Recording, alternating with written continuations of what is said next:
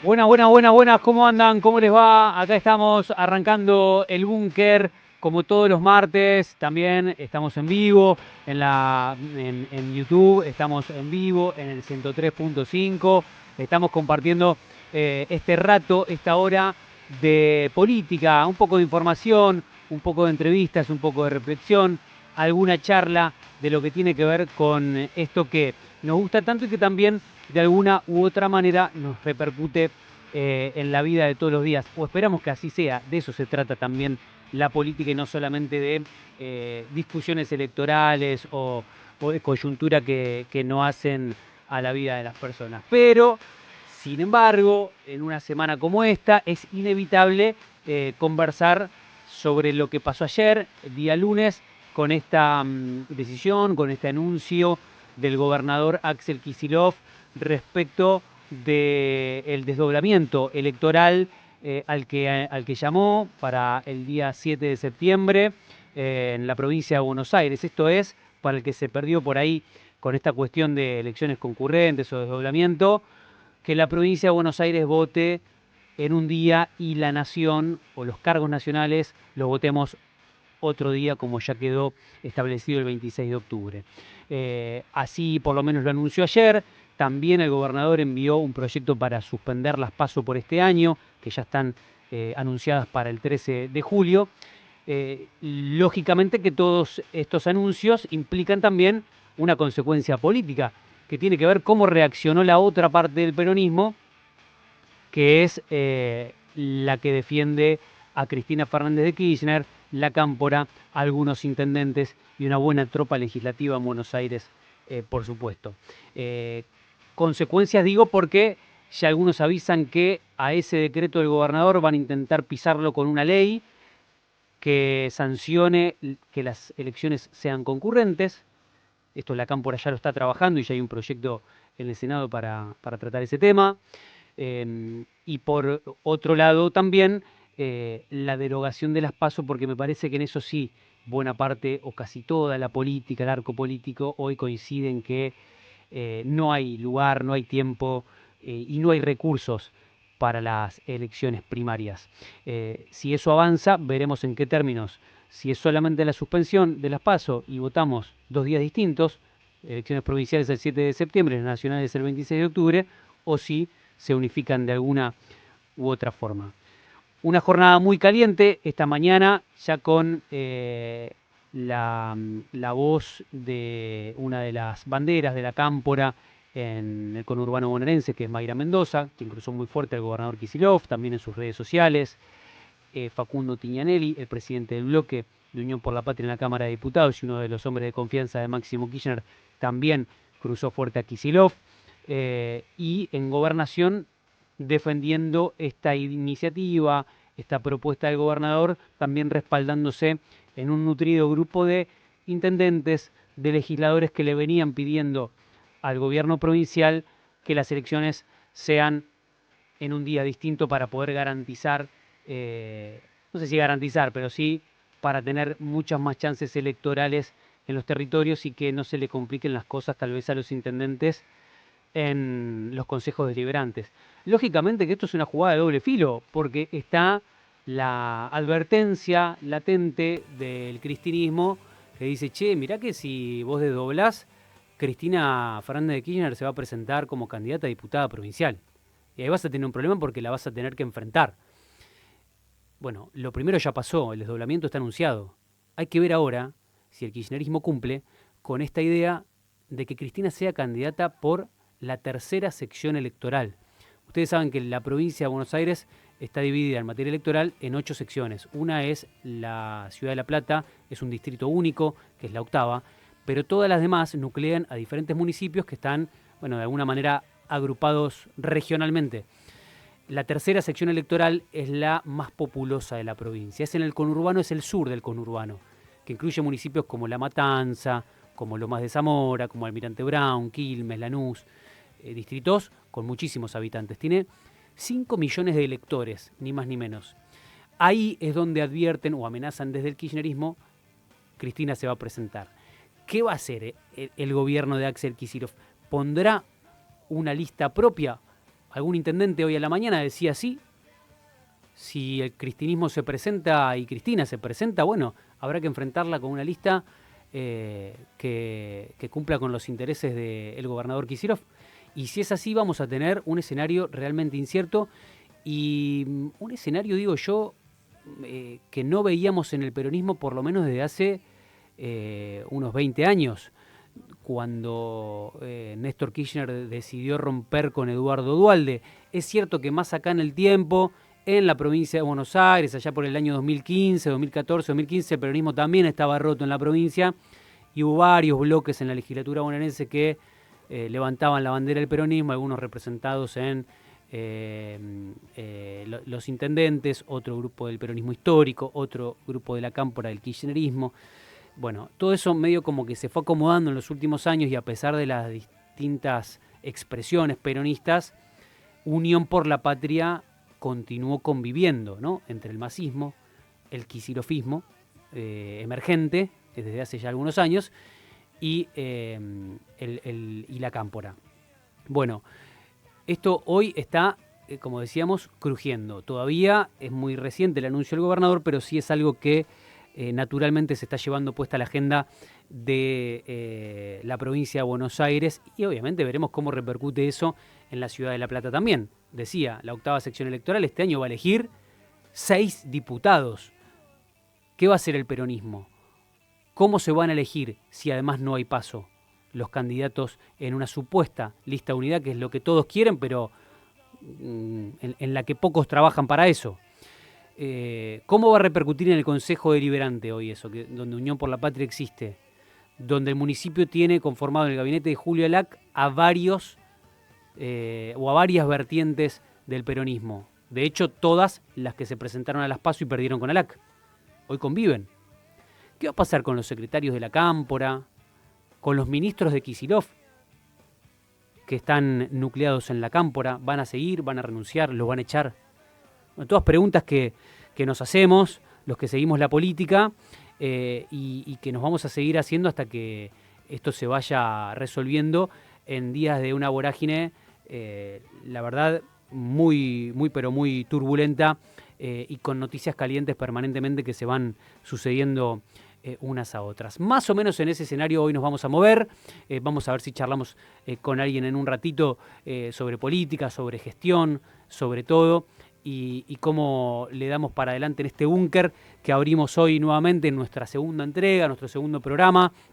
Gracias a todos los que nos mandaron saluditos la semana pasada, después del programa que hicimos con Daniel Lipovetsky, que tuvo su repercusión también. Así que hoy en esta segunda entrega, bueno, va una nueva propuesta para tratar de pensar, de reflexionar un poco y de charlar de política, que es lo que más nos gusta. Hasta las 7 de la tarde nos quedamos. Nosotros hacemos el búnker. Estamos en 2.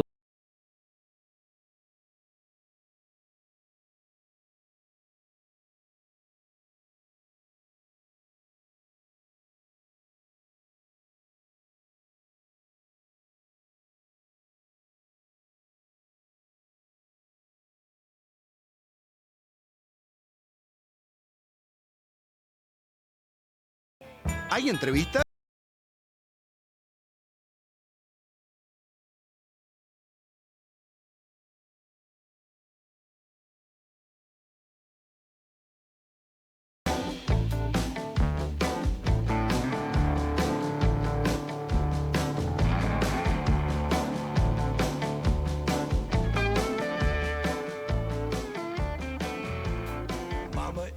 Muy bien, seguimos haciendo el búnker, nos quedamos hasta las 7 de la tarde, estás en el 103.1, 101, estamos en 221 Radio y también en el canal de YouTube para que nos puedan seguir. Así que, bueno, gracias por acompañarnos como todos los martes. Nos visita hoy en nuestra entrevista de cada martes Silvina Batakis, la ministra de Hábitat y Desarrollo Urbano de la provincia de Buenos Aires. Silvina, ¿cómo estás? Bien, todo bien. Hasta las 7 de la tarde. Gracias por venir. Te quedas. Sí, viste, es largo. Es largo, sí, es larga la cosa. Contame un poco, bueno, en esta función, ¿no?, hoy de ministra de Desarrollo Urbano, de Hábitat, una cuestión que tal vez no era a lo que vos te dedicaste durante toda tu vida, pero a la que te incorporaste en el gobierno de Kicillof hace un tiempito ya.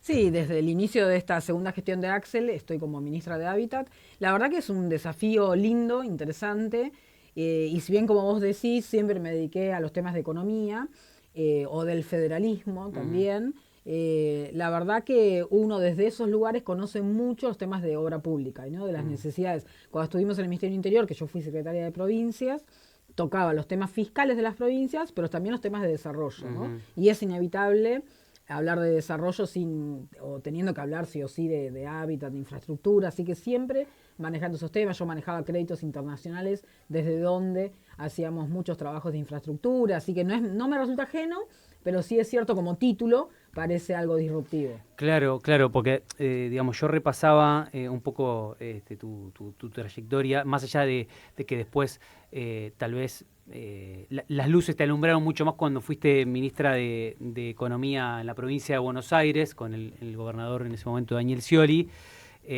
Todo vinculado a la producción, ¿no? A la economía, desde una asesoría, una trayectoria larga en ese sentido.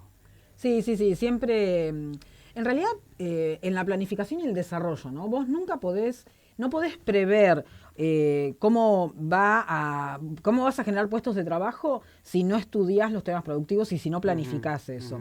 Y para planificar la cantidad de puestos de trabajo, cada sector de la provincia de Buenos Aires, en este caso, pero en general, digo, en la nación, lo tenés que pensar en clave productiva, ¿no? Y en generador de puestos de trabajo. La vivienda en particular, obviamente responde a un derecho, a una necesidad que tiene la gente de tener vivienda, pero también a la generación de puestos de trabajo. Y en dónde haces la vivienda responde en cómo pensás hacia dónde tiene que ir el sector productivo de Argentina, cómo nos insertamos internacionalmente, con qué sector productivo. Eso te define qué tipo de vivienda necesitas y en dónde la necesitas también. Entonces digo, el planificar es todo, ¿no? Y en Argentina cuesta mucho planificar, por la macroeconomía que tenemos, obviamente, pero yo soy medio como obsesiva con eso. Creo que tenemos que hacer ese esfuerzo. Claro. ¿Con qué te encontraste cuando asumiste este puesto en cuanto a la vivienda, a la infraestructura habitacional en la provincia de Buenos Aires? Muchos proyectos de vivienda en marcha, la verdad que eso lo celebro, me parece que es súper interesante la apuesta que se hizo en ese sentido. Y siempre yo recuerdo, habiendo sido ministra de Economía de la provincia, haber firmado un presupuesto en donde lamentablemente había nada más presupuestadas 70 viviendas para toda la provincia, para todo el año, ¿no? Y hoy en día la provincia está haciendo 8.000 viviendas. A lo largo de 3 años se entregaron 4.000, hoy estamos haciendo 8.000.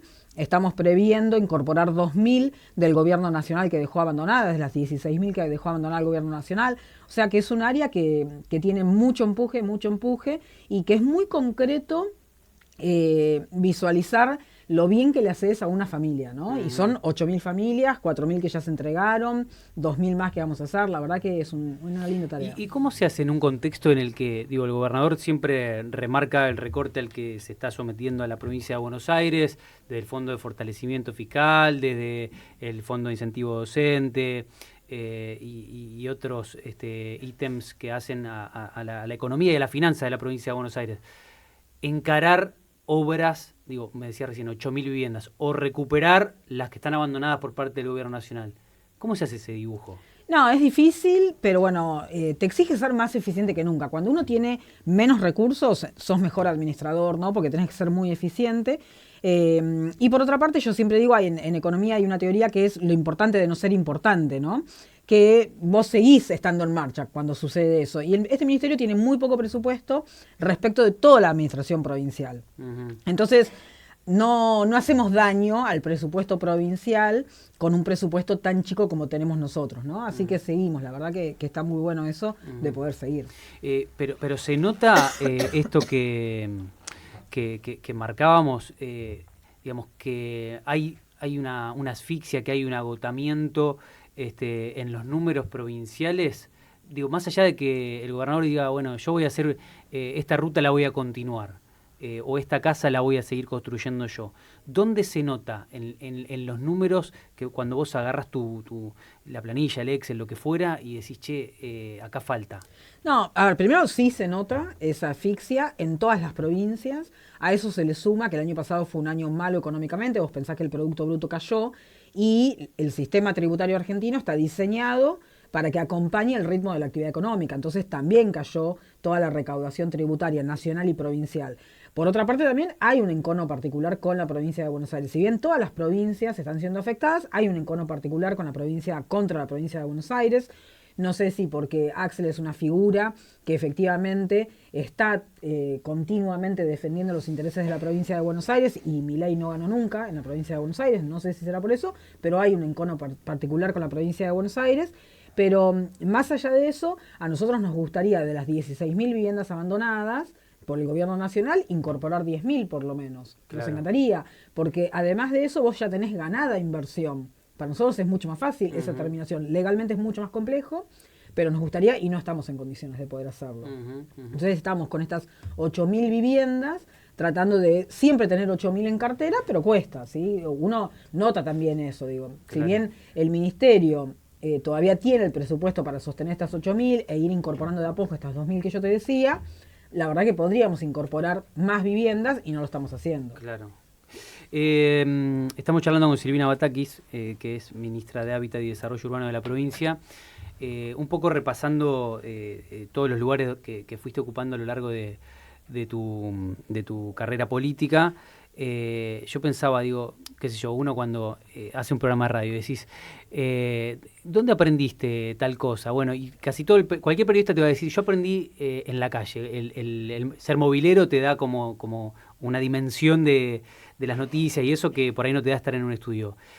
Vos fuiste ministra provincial, fuiste ministra nacional, bueno, presidiste el banco, digo, y ahora esto último que estábamos charlando, ¿cuál fue tu verdadera escuela para lo que estás desarrollando ahora? Mira, yo empecé en realidad como practicante rentada en el Ministerio de Infraestructura acá en la provincia de Buenos Aires en el año 92, acá. A media cuadra. A media cuadra. Y la verdad que desde ese entonces aprendí mucho de lo que es la administración pública y también a querer mucho al Estado. A mí me encanta lo que hago y me gusta el Estado. Pero también es cierto que uno necesita la academia, ¿sí? Me parece que eso es importante. Yo cuando estudié en Inglaterra y tuve la posibilidad por única vez de dedicarme solamente a estudiar, es importante también eso. Si uno pudiese decirle a los chicos, bueno, traten de estudiar, tener la posibilidad económica de que los hijos solamente estudien y recién empiecen a trabajar más sobre el fin de la carrera, creo que eso está buenísimo, ¿no? Pero sí yo hice mucho aprendizaje acá en la provincia de Buenos Aires, por eso siempre digo que entender la burocracia, entender un expediente en la provincia de Buenos Aires es la llave de todo, ¿no? Bueno, pero está bueno dar esa discusión, porque viste, vivimos en una etapa donde aparentemente el Estado es lo peor del mundo, donde hay que entrar con una motosierra, donde, no sé, hay que exterminarlo de alguna manera, y converso con alguien que me dice que en el Estado es donde se aprende, más allá de la academia, ¿no?, donde están los resortes para aprender o para empezar a ver cómo se gestiona esto del expediente y demás. ¿Qué tema ¿no?, de que se cuestione tanto el rol de sí, y por supuesto yo siempre digo, ¿no?, como en todas las comunidades laborales en este caso, hay personas que trabajan menos, habrá ñoquis, no discuto, debe haberlos, pero hay mucha gente que trabaja y trabaja muy bien, trabaja muy profesionalmente, con mucho compromiso. Cada vez que nosotros entregamos una vivienda hay mucho trabajo, no es solamente cuando empezás a ver que está la platea, que pones los ladrillos, que hiciste las aberturas, que pusiste el techo, lo que fuese, no es solamente eso, es un trabajo previo desde lo burocrático muy fuerte, que los terrenos estén en orden, que ver qué herencias tiene, bueno, hacer las escrituras, digo, y hay muchos empleados públicos que trabajan muy bien. Que nosotros necesitamos una burocracia más moderna, yo de eso también estoy convencida.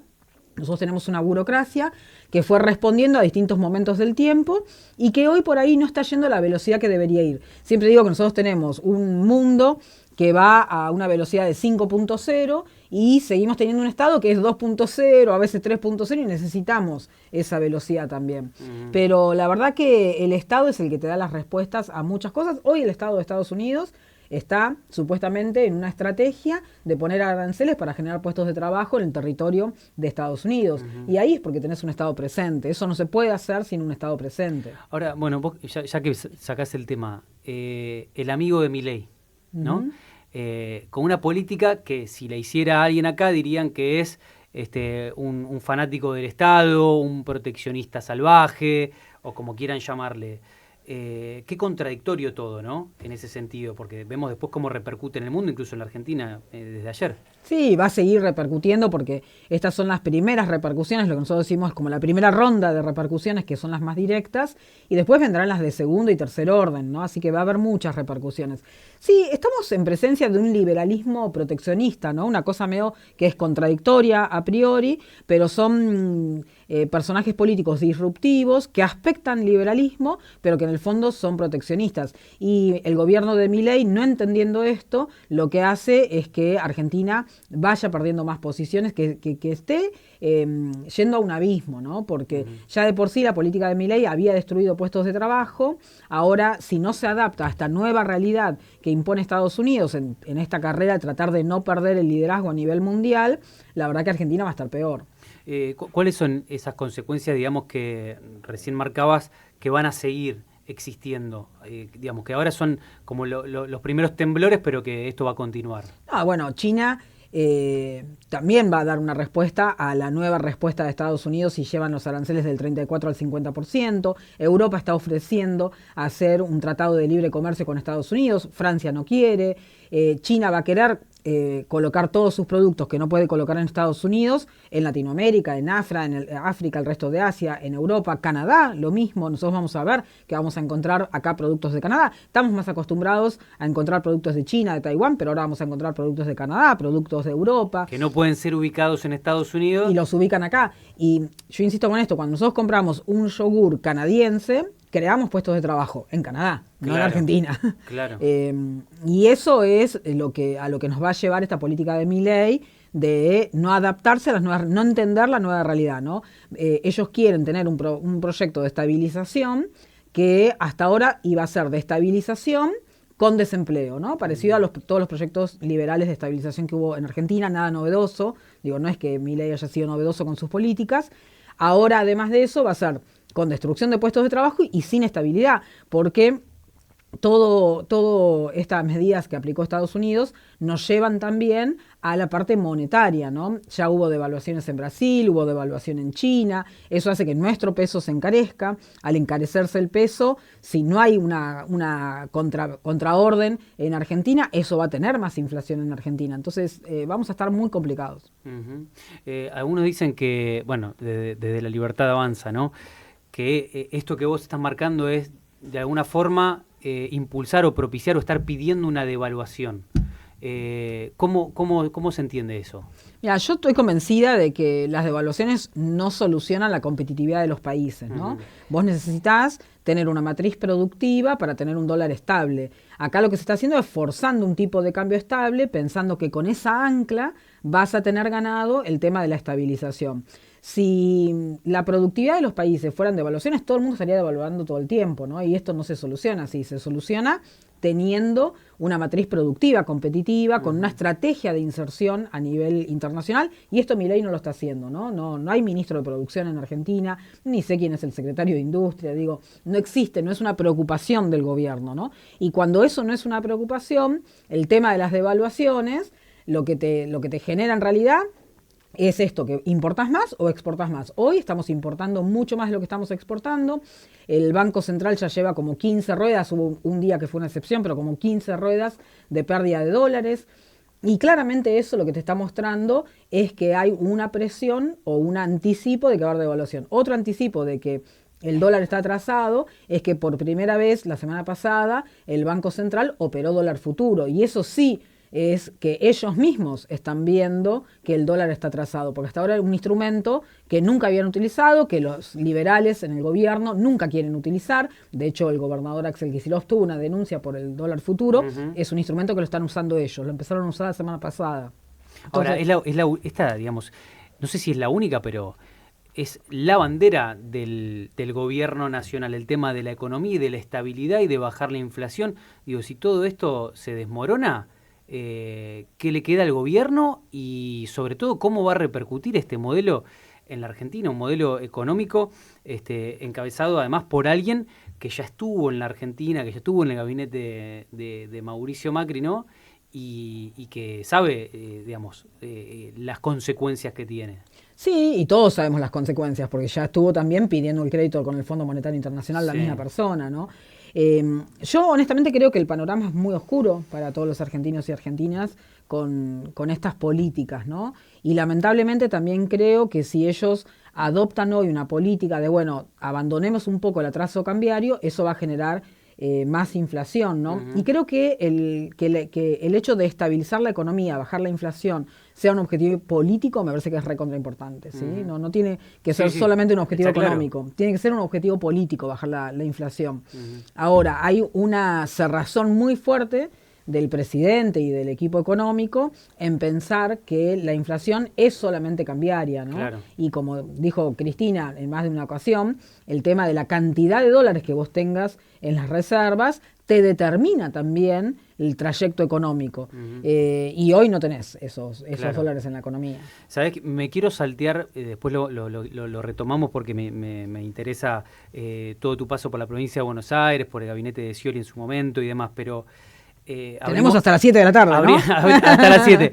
Abrimos la puerta a el escenario económico nacional. Y vos fuiste ministra de Economía de la Nación en un gobierno turbulento, agarraste un momento súper caliente, después sabemos que eso duró 20 y pico de días. Un mes, justo un mes, y con la llegada de Sergio Massa, bueno, comenzó otra etapa. Primero quiero ir a lo que significa ser ministra de Economía y conducir el destino económico del país, porque recién hablábamos del FMI, digo, esta mujer que está charlando conmigo estuvo sentada con Cristalina Georgieva, digamos. ¿Cómo es entrar al FMI? Ese ente que nosotros vemos como que es tenebroso, ¿no? Y sentarse con esa gente a discutir el rumbo económico. A ver, si me permitís primero, yo creo que es muy difícil hacer una evaluación técnico-económica del mes que yo estuve, porque fue solamente un mes. Sí me parece, o por lo menos yo lo que hago es hacer una evaluación política de la decisión de ese domingo, de decir, bueno, sí, asumo. Ese domingo que me contactan, que yo dije que sí, la verdad que Argentina se encaminaba a un feriado cambiario, un feriado bancario, si no había ministro de Economía. Fue la primera vez en la historia económica de Argentina en donde un ministro renuncia sin haber tenido ya una transición. O sea, la verdad que políticamente fue muy, muy, muy fuerte lo que estábamos viviendo todos los argentinos. No sé si todos se llegaron a hacer esa evaluación. ¿Cómo fue? Fue un sábado, ¿no? Fue un sábado. Guzmán renuncia un sábado y a mí me contactan un domingo a la tarde-noche. Yo lo he contado varias veces, pero bueno, no tenía señal. ¿Qué estabas haciendo vos? Yo estaba en la casa de mi mamá, acá en La Plata, en la Ruta 2, y es una zona donde no hay señal, pleno invierno, por ahí si salís y te pones con el celular a buscar señal encontrás, pero se habían robado los cables, entonces no había wifi tampoco. Entonces estaba sentada mirando las noticias de lo que estaba pasando en Argentina. Y cuando salgo a la ruta para ir a Buenos Aires, en el kilómetro 47, 48, empiezo a tener señal y me entran a caer todos los mensajes, muchos llamados telefónicos de distintos funcionarios del gobierno nacional. Y bueno, cuando llego a mi casa, a Buenos Aires, ahí decido que efectivamente tenía que aceptar. Porque en vos serio, ahí estabas cumpliendo otra función dentro. Yo era secretaria de provincias. Exacto. En el Ministerio de Interior de la Nación. Pero yo siempre digo, ¿no? Yo soy técnica, por supuesto, pero creo en la política. En la política. Y creyendo en la política, decir que no en una situación tan de abismo que se percibía en ese momento, me parecía como de cobardía, ¿no? O sea, dijiste que sí al toque. Sí. ¿Y qué te imaginaste que iba a pasar al día siguiente? No, sabíamos que iba a haber una corrida cambiaria, era natural que hubiese, y la hubo, por supuesto. Obviamente por ahí uno no tenía todo el detalle, si bien a mí me gusta la economía, entonces la vengo siguiendo siempre, y sobre todo la de la provincia de Buenos Aires, siempre mirando los indicadores, pero no es lo mismo prepararte para ese cargo. Vos mencionabas a Scioli, yo con Scioli estuve un año preparando un plan de gobierno, un programa económico de gobierno, porque no es que me lo habían confirmado un año antes, pero tenía como la la presunción de que podía darse esa situación. Vos estabas en el equipo de Alejandro Arlía. Yo estaba en el equipo de Alejandro Arlía, después fui ministra de Economía de la provincia y desde el Ministerio de Economía nosotros hacíamos todos los lunes de todo el año 2015, todos los lunes reuniones técnico-económicas vinculadas con la energía, con los sectores productivos, bueno, lo que fuese, pensando en la eventualidad de que Scioli fuese candidato a presidente, y de hecho Scioli en su campaña electoral anuncia que yo iba a ser su ministra. Y yo había estado un año preparándome. Acá era seguir las variables económicas por interés a un domingo para un lunes asumir, sabiendo que iba a haber una corrida cambiaria, ¿no? Y que la hubo. Hubieron 2 corridas cambiarias en ese mes que yo estuve. Es fuerte, digamos, es muy fuerte. Todo el equipo, no sabíamos si era lunes, sábado, domingo, 2 de la mañana, 10 de la mañana, estábamos todos los días en el ministerio, todos los días todos en el ministerio. Me llamaba la atención que nunca había habido reuniones de equipo, ¿no? Nunca se había juntado el presidente del Banco Nación con el presidente del Banco Central, con la FIP, una cuestión de coordinación mínima entre las áreas económicas de gobierno. Eso no había sucedido. Con ARBA, no se habían juntado con ARBA de la provincia. Así que bueno, nada, tratando de encaminar un poco eso. Y bueno, yendo a tu pregunta, fui a Washington a verla a Kristalina Georgieva. Si me permitís, una anécdota para que la gente se ría nada más. Es para eso el programa, no te preocupes. Pero es esto, es para que después te cuento lo serio, pero para que salir un poquitito de esta seriedad. Cuando llego allá al Fondo Monetario, Kristalina me da un regalo, que es un pañuelo azul con todas las banderitas de los países que integran el Fondo Monetario Internacional, que es FMI, FMF, todo, viste, la seguidilla en redondo con la sigla FMI, de una calidad pésima, pero pésima, que obviamente no me lo pondría en el cuello porque dice Fondo Monetario Internacional, pero además de eso, una calidad pésima de plástico total. Así que la segunda vez que voy al fondo, yo le llevé una escarapela de Eva Perón hecha artesanalmente, muy linda. Mirá. Así que Eva Perón entró al Fondo Monetario Internacional. Le devolviste con otra jugada ahí. Está bien. Y cuando llegás, ¿cómo es eso? ¿Cómo es sentarte con la presidenta del FMI? Bueno, en primer lugar, viste que se hablaba mucho de que el Fondo Monetario había cambiado mucho porque había una presidenta que era agradable, ¿no? Y yo siempre digo, en esos lugares todos han estudiado diplomacia, saben lo que es ese mundo, se visten bien, son diplomáticos, son elegantes, son estéticos, ¿sí? Pero siguen siendo lo mismo. El Fondo Monetario quiere cobrar, el fondo quería cobrar, básicamente, que es lo mismo que quiere ahora, por eso este crédito es para pagarles a ellos. Vos pensás que es el crédito más grande que ellos otorgaron y gracias a los intereses que paga Argentina, ellos pagan sus sueldos, que son de funcionarios públicos. Pero, a ver, déjame porque me súper interesa esto. Digamos, yo entiendo que hay misiones que vienen, que dicen, che, tenés que ajustar acá, che, la jubilación esto, las universidades, ta. Eso más o menos lo que cuentan los especialistas en economía. Perfecto. Ahora, cuando se sienta la ministra y la jefa del fondo, ¿el diálogo es protocolar o se habla en la finita también de lo que vos necesitás? Sí, se habla en la finita. ¿Y alguien se planta ahí o es todo como muy diplomático, como decías? Vos decís, che, yo esto no lo puedo ajustar más. Sí. O sea, en un momento existe esa tensión. Sí, existe la tensión y ellos obviamente quieren que vos ajustes y además vos tenés un compromiso firmado para ese ajuste, ¿no? Argentina firmó compromisos para ese ajuste, ¿no? Ese es el tema. Que vos tengas al Fondo Monetario Internacional implica que sacás un decreto que siempre tiene algún tipo de derogación y que tenés que pedirles permiso. O sea, perdés toda la soberanía de tu presupuesto.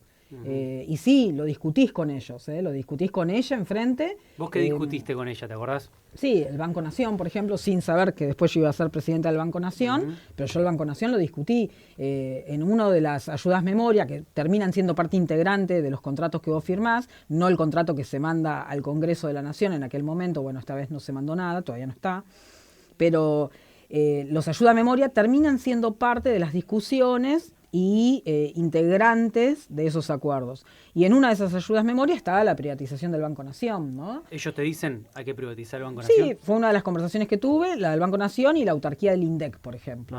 Y la autarquía del INDEC, yo le dije, bueno, la puedo llegar a pensar y analizar dependiendo de los términos, en el sentido de por ahí crear como un consejo de sabios, que los partidos políticos participen. Había formas de analizarlo y de discutirlo, ¿no? No decir que sí, pero sí de analizarlo y discutirlo. Lo del Banco Nación me acuerdo que fui categórica, ¿no? Esto no va a pasar, no hay ninguna chance de que Argentina venda el Banco Nación, ¿no? O que los recursos de la administración nacional pasen a estar administrados por el Banco Central, los administra el Banco Nación, ¿no? Esa ¿Cómo fue termina fuerte. una reunión como esa? ¿Cómo termina? En términos del saludo posterior, ¿en qué queda todo? ¿Se levanta uno, se calienta y se va? ¿Cómo es? Bueno, nosotros esa reunión en particular la terminamos y ella me pide que me vaya con ella a su oficina. Estábamos en una mesa muy larga Sí. en donde ellos serían unos 8 técnicos y de parte nuestra éramos ¿Con quién fuiste? yo con mi viceministra de Economía, Ajá. que era Karina Ancelotti en ese momento, y nadie más. Me acuerdo que era una reunión muy desigual. Ajá. Y bueno, después ella me ¿Qué dice invita venir a la oficina? a la oficina para charlar un poquito más de política. Ella estaba muy preocupada por la situación económica de Argentina ante la imposibilidad eventual de que nosotros no pudiésemos pagar al Fondo Monetario, perdón, porque ella se jugaba su cargo, ¿no? Entonces esa preocupación está también y también se discute, ¿sí? La pone sobre la mesa. Luego de eso, sí, uno pasa a otra oficina en donde discutís más en profundidad los temas técnicos que sí se hablaban en la reunión general donde estaba ella, Claro. ¿no? Eso también sucede. Claro. Y ahí es donde por ahí sí discutimos más. Yo tuve 2 reuniones nada más, al ser esa la primera reunión, quizás ellos no fueron tan en profundidad ni con los tapones de punta en lo estético, ¿sí? En lo estético, sí en los temas. Uh-huh. Luego de eso ya enseguida, bueno, acordate que yo me entero que tengo que dejar mi cargo volviendo de Washington. Se atrasó un día porque había mucha niebla en Washington, entonces mi vuelo se atrasa un día y en el transcurso de esa noche empiezan a surgir todas las noticias en los medios de que iba a haber una refuncionalización de todo el organigrama del gobierno nacional y que Massa iría como ¿Te ministro. la veías venir esa voz o no? No, la verdad que no. La verdad que no. Lo que luego sí muchos me fueron diciendo, no ni Alberto, ni Cristina, ni Massa, es que estaba previsto que Massa fuese jefe de gabinete, que las provincias no querían dejarlo a Mansur, que se vaya, como que no por Massa, sino que querían que siguiese Mansur, y bueno, que por eso se llega al acuerdo de que Massa... Pero yo la verdad que tengo muy buena relación con Sergio, hice una transición normal, como tienen que hacer todos los... ¿Te dolió eso? ¿Te dolió tener que dejar tan rápido el ministerio? Siempre te queda pendiente, bueno, ¿qué podría haber hecho, no? Vos pensás que la inflación diaria que tenía en ese momento Argentina cuando yo asumo el lunes, el martes me acuerdo que pido que me pasen los datos diarios de inflación y era de 1,18 diario y terminamos con una inflación del 7%. Insisto con lo que te dije antes, que para mí la evaluación de que yo acepte ese cargo tiene que ser política y no técnica, porque no pude desplegar instrumentos, ¿no? Pero era una situación muy fuerte y quizás se necesitaba políticamente figuras más fuertes. ¿La Yo entendiste? Lo entendí en ese sentido, sí, lo entendí en ese sentido. Y, era un momento difícil. Y más allá de tu relación con él, que recién dijiste que tenés un buen vínculo, ¿Massa era el hombre indicado para agarrar el Ministerio de Economía? Mira, es una persona que tiene muchísimos contactos y muchísima ascendencia política. Son cargos en donde técnicamente necesitas saber mucho, pero también te puedes reunir de gente que sabe mucho. Uh-huh. De hecho, él me ofreció que me quede a trabajar con él y yo le dije, mira, no puedo, digo, no, me parece que no correspondía, pero bueno, la verdad que re bien la relación. Lo que digo es que necesitas un poder político muy fuerte, y me parece que eso también tenemos que entenderlo en Argentina, ¿no? Sin ese poder político es muy difícil encarrilar la economía argentina. ¿Y qué evaluación haces de lo que vino después en su gestión, que creo que duró un año y pico? Fue turbulento, digamos, creció la inflación bastante y de hecho fue el caballito de batalla del gobierno, del actual gobierno en campaña electoral, la economía que temblaba, ¿no? En Argentina. Sí, para mí es muy difícil, desde el ministro de Economía, cualquiera sea el nombre y apellido de ese ministro de Economía, ministra de Economía, asumir ese rol si no tenés el poder político desde el presidente que te conduzca, ¿no? Uh-huh. Me parece que también pasó un poco esto, ¿no? Cuando asume Massa, uh-huh, Massa es el que condujo, ¿no? Y en ese sentido, ya todos te ven que estás en el final del gobierno, ¿no? Y eso también es difícil, claro, cuando vas llegando al final del gobierno, ¿no? El pato rengo, ¿no? Sí. Eso es muy complicado. Y nunca van a jugar a favor de una estabilización los sectores económicos de Argentina. Nunca, porque con las devaluaciones permanentes, con la inflación, siempre hay alguien que gana. Entonces tenés que tener muy abroquelado el tema político. ¿Qué es lo que vos crees que hizo detonar al gobierno, al Frente de Todos? que asumió con muchísima expectativa, con un peronismo unido, con un gesto de Cristina en su momento, y que al poco tiempo se dinamitó. Sí, ahí en ese mes que yo estuve, la verdad que se trabajaba muy articuladamente, ¿no? Yo recuerdo un día que me llama Alberto y me pide que vaya a la Casa Rosada y me dice, mira Silvina, ayer estuvimos, Cristina, Alberto, Massa y yo discutimos estos 3 temas, perfecto, estoy saliendo y me llama Cristina, me dice Silvina, ayer, y era exactamente lo mismo y había diálogo entre ellos tres, ¿no? Creo que se me ocurre, ¿no? Bueno, la economía no andaba bien, pero creo que además de eso, obviamente había intenciones políticas de un sector de por ahí promover una reelección y de otro lado otra persona como Massa que termina siendo el candidato, ¿no? A presidente. Creo que esas cuestiones políticas afectan mucho y faltaron por ahí decisiones, ¿no? Me parece desde el gobierno. Algo dijo Axel el otro día en la conferencia, en una de las charlas que dio, como esto de tener como más autoridad, ¿no? En el gobierno. Me parece que eso es importante. Y el rol de Cristina también, ¿no? Un rol fuerte, como para no conducir. Esa es la impresión que dejan los hechos, ¿no? Que termina, en todo caso, quitándole el apoyo a Alberto en su momento. Bueno, y después lo que está pasando ahora en la provincia de Buenos Aires. Digo, el rol de Cristina en ese sentido, conduciendo, pero sin un rol ejecutivo, tal vez tiene mucha importancia, ¿no? Mira, yo creo que Cristina es una estadista y una lideresa como muy pocas tuvimos en Argentina y en Latinoamérica, pero muy pocas, ¿eh? Y hoy sigue teniendo esa figura, siendo esa figura, ¿no? Nunca pasé por el legislativo, pero se me ocurre que salir de un ejecutivo a un legislativo debe ser tremendo, ¿no? Venís a 200 kilómetros por hora y de golpe a 30 kilómetros, entonces debe ser difícil. Y ella tiene muy claro y mucha experiencia de hacia dónde debería ir Argentina, ¿no? Entonces, no utilizar esa experiencia a mí no me parece bueno. Me parece que sí hay cuestiones políticas en el medio que hacen que uno choque. Pero para mí es indiscutido que Cristina es una líder, una lideresa de Argentina y de Latinoamérica. ¿Qué evaluación hace de lo que está pasando ahora en ese sentido? Digamos, Axel Kicillof tomando una decisión ayer, anunciándola, evidentemente la tenía decidida de antes, y un poco escindiéndose de esa conducción, digamos, de tomar otra postura. ¿Cómo lo analizaste vos? Mira, sé que hubieron reuniones entre los 3 espacios políticos y que no hubo una síntesis, no hubo posibilidades de síntesis. Axel esgrime estos argumentos que ayer mencionó en el sentido de una imposibilidad técnica de llevar adelante una elección. Yo hablé con muchos intendentes respecto de esto y ellos lo que te dicen es que deberías duplicar la cantidad de aulas para poder hacer una elección en forma concurrente. Y que esto, en definitiva, lo que hace es vulnerar la democracia, porque mucha gente no va a ir a votar, o va a votar para una elección y no va a votar para otra. Entonces, me parece que esos argumentos son fuertes, pero yo no estuve en las reuniones, ¿no? Entonces, es muy difícil también saber cuáles son los otros argumentos. Conozco un poco más los argumentos que brinda Axel ayer en la conferencia de prensa, pero desconozco por ahí cuáles son los otros argumentos. Hay un argumento político de parte entiendo yo, de Cristina, pero bueno, yo no hablo con ella, ¿no? Pero entiendo que de ella... ¿No hablas con Cristina? No. ¿Cuándo fue la última vez que hablaste? ¿Cuando eras ministra o...? No, siendo presidenta del Banco Nación. Verla creo que sí, cuando asumí la presidencia del Banco Nación y después alguna vez más que he hablado con ella siendo presidenta del Banco Nación. Ahora, ¿crees que tiene retorno esta relación con Kicillof? Yo creo que lo que tiene retorno es lograr la unidad para ganar la provincia de Buenos Aires y ganar a nivel nacional, en provincia de Buenos Aires en particular, diputados nacionales, ¿no?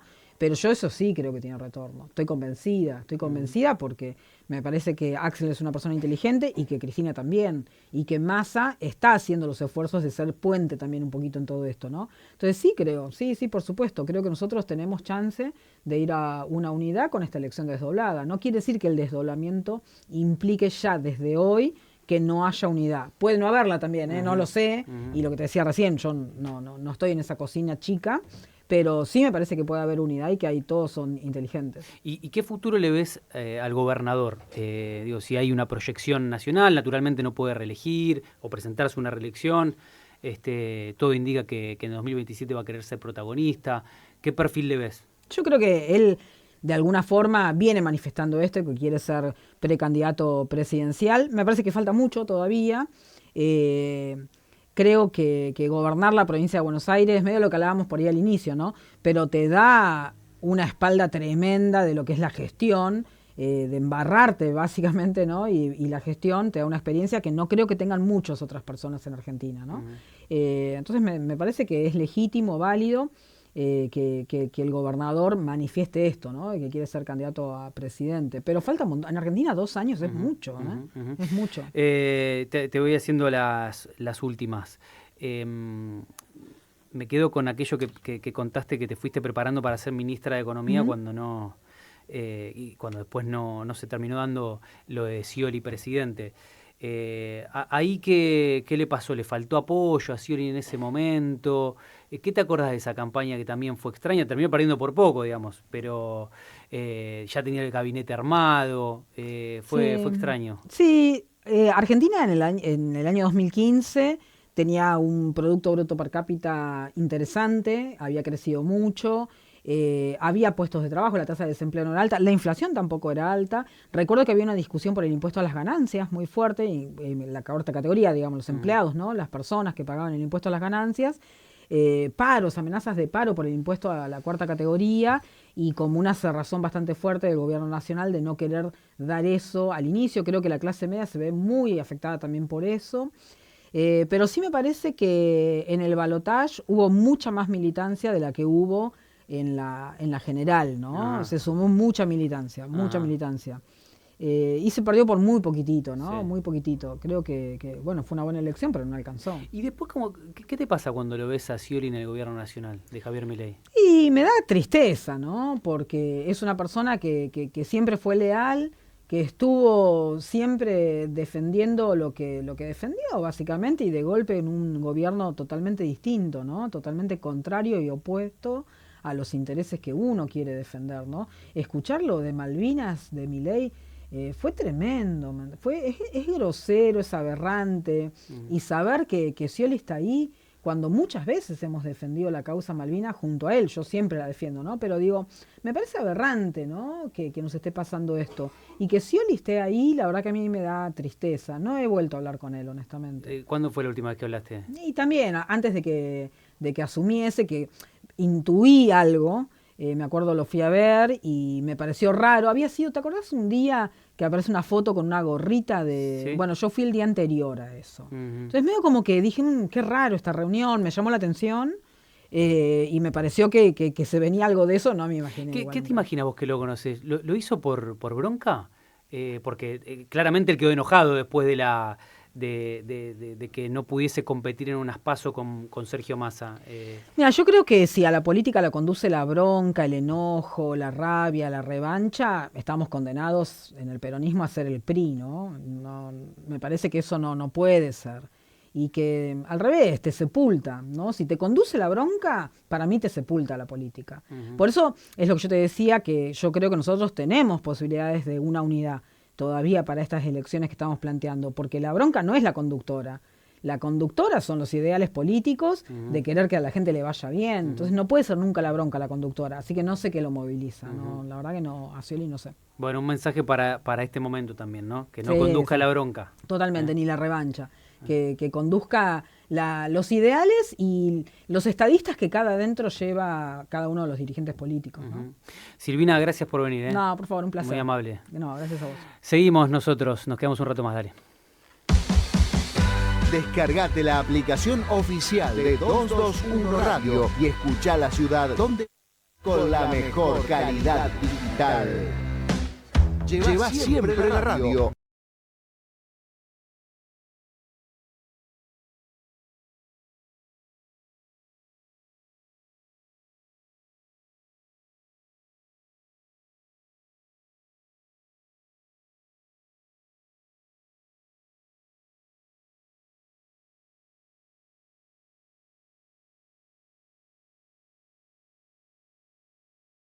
Con Silvina Batakis, la ministra de Hábitat y Desarrollo Urbano, pero una mujer que fue ministra de Economía, un mes de la Nación, que se sentó en el FMI, que tiene historias con Alberto Fernández, con Cristina Fernández de Kirchner, que fue ministra de Daniel Scioli, alguien a la que le dolió ver a Scioli en el rol que ocupa ahora, fue una de sus ministras de máxima confianza.